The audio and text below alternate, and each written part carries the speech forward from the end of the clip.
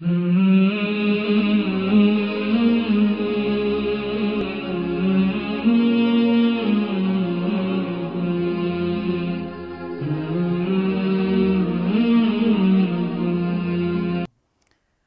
باللہ من الشیطان الرجیم، بسم اللہ الرحمن الرحیم، الحمدللہ رب العالمین،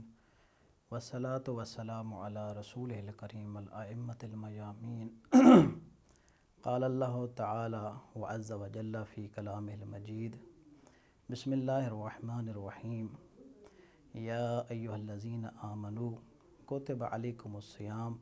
کما کتب علی الذین من قبلکم لعلکم تتقون۔ صدق اللہ العلی العظیم وصدق رسولہ النبی الکریم والائمۃ المیامین۔ خداوند کریم کی رحمت، مغفرت اور سخاوت کا عظیم مظہر مہینہ رمضان الکریم کی آمد ہے، جس میں خداوند کریم اپنے بندوں کے لیے اپنی رحمتوں اور مغفرتوں کے تمام دروازے کھول دیتا ہے۔ اگرچہ اس بحر رحمت اور بحر مغفرت کی فیضیابی کو روزوں کی ادائیگی کے ساتھ مشروط کر دیا ہے، یہاں بھی ہر شے کی کھوج لگانے والے اذہان کھوج لگاتے ہیں اور پوچھتے ہیں کہ رمضان المبارک کا فلسفہ کیا ہے، رمضان المبارک کے روزے واجب قرار دینے کے ماوراء کون سی حکمت پوشیدہ ہے۔ تو بنیادی طور پر اس حکمت اور فلسفہ روزہ کو دو لحاظ سے بیان کیا جا سکتا ہے۔ ایک روزہ کی مادی اور جسمانی حکمتوں کے لحاظ سے، دوسرا روزہ کی روحانی اور حقیقی حکمتوں کے لحاظ سے۔ تو سب سے پہلے میں روایات ائمہ اطہار کو پیش کرتا ہوں کہ جس میں انہوں نے روزہ کے مادی اور جسمانی فوائد اور حکمتوں کو بیان کیا ہے، اور شاید اسی بنیاد پر آج کی ترقی یافتہ علم طبیعیات نے روزہ کے فوائد اور حکمتوں کو بیان کیا ہے۔ چنانچہ رسول مقبول صلی اللہ علیہ وآلہ وسلم کی ایک مشہور حدیث ہے، ان کی طرف نسبت دی جاتی ہے اس روایت کو، اور یہ روایت شہرت یافتہ ہے۔ اس کا ایک حصہ یہ ہے کہ سومو تصحو، روزہ رکھو تاکہ صحت مند ہو جاؤ۔ رسول خدا صلی اللہ علیہ وآلہ وسلم کا ایک اور مقام پر ارشاد ہے، احیو قلوبکم بقلت الضحک، کہ اپنے دلوں کو زندہ کرو تھوڑا ہنسنے کے ساتھ، وقلت الشبع، تھوڑا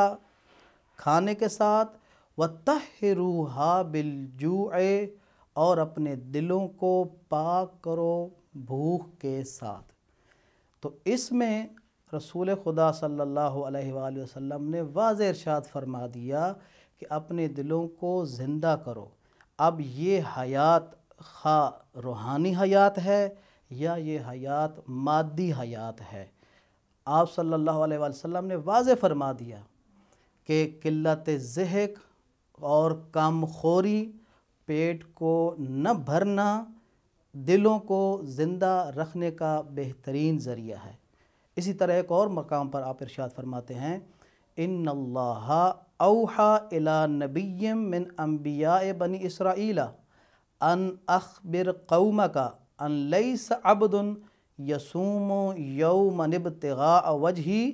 الا اصححت جسمہ، کہ خداوند کریم نے بنی اسرائیل کے انبیاء میں سے ایک نبی کی طرف وحی بھیجی اور یہ فرمایا کہ خبر پہنچا دو اپنی قوم کو کہ تم میں سے کوئی بندہ ایسا نہیں ہے کہ جو روزہ رکھے میری خاطر، مگر یہ کہ میں اس کے جسم کو صحت مند اور توانا کر دوں۔ تو اس میں بھی روزہ سبب بن رہا ہے انسان کی جسمانی اور مادی صحت کا۔ مولائے متقیان علی ابن ابی طالب علیہ السلام کی طرف منسوب قول ہے، آپ فرماتے ہیں کہ نعم العون علی اسر النفس و کسر عادتها التجوع، کہ انسان اگر یہ چاہتا ہے کہ اپنے نفس کو اپنا اسیر بنائے اور اپنی عادات کو توڑے تو وہ بھوک اختیار کرے۔ تو جیسے معلوم ہوتا ہے کہ بھوک انسان کی جسمانی صحت اور جسمانی صحت کے لیے اچھی عادات اپنانے کا ایک بہترین ذریعہ ہے۔ امیر المومنین ہی کی طرف منسوب روایت ہے، آپ فرماتے ہیں کہ حرص اللہ عبادہ المؤمنین بالصلاۃ والزکاۃ، کہ خداوند کریم اپنے مومن بندوں کی حفاظت نماز اور روزہ کے ذریعے کرتا ہے، ومجاہدۃ الصیام فی الایام المفروضات، اور خاص ایام میں، فرض ایام میں روزہ کی مشقت کے ساتھ حفاظت کرتا ہے، تسکینا لاطرافہم، اعضاء و جوارح کو سکون اور راحت پہنچانے کے لیے۔ پس اگر مذکورہ بالا روزے کے فوائد والی روایات کو سامنے رکھا جائے تو معلوم ہوتا ہے کہ روزہ اور بھوک انسان کی صحت کی واحد ضامن ہیں۔ روزہ ہی کے ذریعے انسان بہت ساری بیماریوں پر قابو پا سکتا ہے، جیسا کہ آج کی ترقی یافتہ طب میں یہ بات پائے ثبوت تک پہنچ چکی ہے کہ انسان کے اندر جو بیماریوں کے مرکز اعضاء ہیں ان میں سے دل، دماغ، گردہ، پتا وغیرہ یہ اعضاء ہیں کہ جو مرکز ہے بیماریوں کے، اور یہ روایات بھی بتاتی ہیں، آج کی ترقی یافتہ طب بھی بتاتی ہے کہ اگر روزہ کی بھوک اختیار کی جائے، یعنی بھوک اختیار کی جائے روزہ کی حالت میں، تو چونکہ یہ اعضاء صحت مند ہو جائیں گے اور اچھے انداز سے اپنا ورک کریں گے، جس کے نتیجے میں کوئی شخص بھی پھر بیمار نہ ہوگا۔ حتیٰ جو معروف بیماریاں ہیں جن میں دل کی بیماری ہے، جن میں چربی کی کثرت ہے یا مثلاً آنتوں کا مرض ہے، باقی اعضاء کہ جن کا تعلق معدہ کے ساتھ ہے یا کثرت خوری کے ساتھ ہے، تو اگر کثرت خوری کو ترک کیا جائے اور کم خوری کو اپنی عادت بنایا جائے، خاص طور پر روزے کا فارمولہ اگر اختیار کیا جائے تو کوئی بندہ بھی بیمار کبھی بھی نہ ہوگا۔ اور اس بات کی تائید آج کی ترقی یافتہ طب بھی کرتی ہے۔ چنانچہ شکاگو یونیورسٹی کے ایک ماہر ڈاکٹر نے موٹے قسم کے مریضوں پر ایک دن کے بعد ایک دن روزہ رکھنے کا فارمولہ آزمایا، اور انہوں نے یہ فیصلہ کیا کہ اگر آپ روزہ کی عادت ڈالیں تو دل کے مرض میں کبھی بھی مبتلا نہ ہوں گے۔ اسی طرح جنوبی کیلیفورنیا یونیورسٹی کے پروفیسر ڈاکٹر والٹر لونگو کا کہنا ہے کہ روزہ رکھنے سے IGF-1 کی سطح میں کمی آتی ہے اور جسم مرمت موڈ میں آ جاتا ہے، جس سے کئی جینز متحرک ہو جاتے ہیں۔ عظیم سائنسدان مائیکل موسلی کا یہ کہنا ہے اپنے مسلسل تجربات کے بعد کہ ہفتے میں اگر 2 دن روزے رکھے جائیں، 2 دن روزہ رکھنے کی عادت ڈال لی جائے تو انسان کی اوسطاً عمر 120 سال تک ہو جائے۔ اس لیے آج کی ترقی یافتہ سائنس، آج کی طب اپنے اس نتیجے پر پہنچی ہے کہ بھوک، خاص طور پر روزے کا دورانیہ،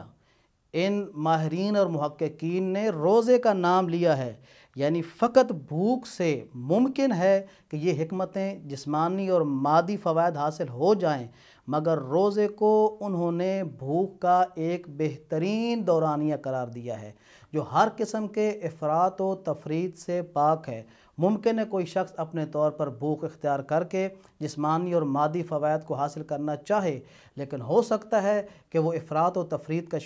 شکار ہو جائے، تو ان کے لیے شعر مقدس کے علاوہ آج کی ترقی یافتہ سائنس کا بھی یہ مشورہ ہے کہ اگر افراط و تفریط سے پاک بھوک کو اختیار کرنا ہے تو روزہ بہترین فارمولہ ہے۔ آخر میں ایک فرمان کے امام علی ابن موسیٰ رضا علیہ السلام سے پوچھا گیا کہ فَلِمَ أُمِرُوا بِصَوْمِ شَهْرِ رمضان لا اقل ولا اکثر، مولا کیوں ایک ماہ کے روزے کا حکم دیا گیا، نہ اس سے کم نہ اس سے زیادہ؟ تو فرمایا لِأَنَّهُ قُوَّةُ الْعِبَادِ يَعُمُّ فِيهِ الْقَوِيُّ وَالضَّعِيفُ وَإِنَّمَا أَوْجَبَ اللَّهُ الْفَرَائِضَ عَلَىٰ أَغْلَبِ الْأَشْيَاءِ وَأَعَمَّ الْقَوِيِّ ثُمَّ رَخَّصَ لِأَهْلِ الضَّعِيفِ، کہ چونکہ یہ 30 دن لوگوں کی قوت اور برداشت میں ہے جس میں قوی اور ضعیف برابر ہیں، یہ 30 دن قوی اور ضعیف افراد کی قوت میں ہیں کہ ہر شخص اس بات پر قادر ہے کہ کم از کم 30 دن لگاتار بھوک اور پیاس کو ایک خاص وقت میں برداشت کر سکتے ہیں۔ ہاں، اگر کوئی اس سے بھی زیادہ ضعیف یا بیمار ہے تو خداوند کریم اس کو رخصت عنایت کرتا ہے اور اس سے روزے کی تکلیف کو اٹھا لیتا ہے۔ دعا ہے رب ذوالجلال سے کہ وہ ہمیں یہ عبادات پر عمل کرنے کی توفیق عطا فرمائے۔ وصلی اللہ علی محمد وآلہ الطاہرین۔